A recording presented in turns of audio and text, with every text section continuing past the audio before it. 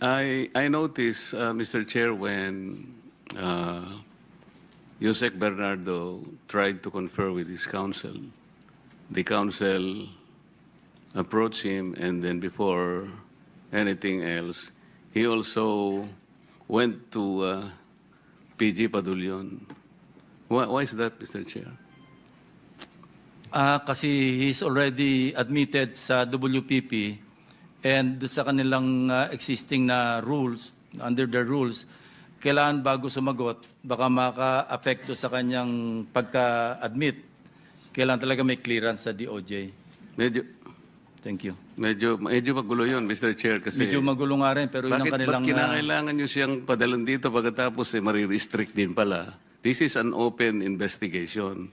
Sana walang ganon, kasi nangyari na sa amin yon when the former DOJ was here, habang nag-uusap-usap kami rito, habang nagtatanong-tanong kami, kukunin niya yung isang witness namin o isang resource person, dadalhin sa NBI. Pagdating sa NBI, meron ng supplemental affidavit. Naguguluhan kami sa ganung pangyayari. This is supposed to be an independent committee under the legislature. The DOJ is an executive department. I'm not questioning this, no? But parang magulo lang sa amin. So, kaya ko lang na-point out, Mr. Chair. Question sa DOJ. Under the WPP, law ba itong yung ganyan?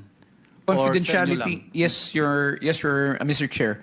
The matter that pertains in confidentiality of the proceedings as well as the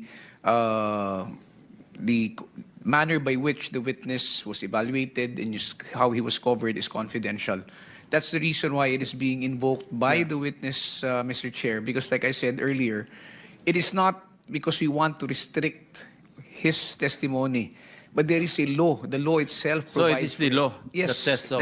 Yes, and it provides for penal sanctions, Okay. Mr. So Chair. to answer the question of the concern of Secretary or Senator Marcoleta, kailangan i-amend yung law pala. No. That may be one of the suggestions since the committee is investigating this in aid of legislation.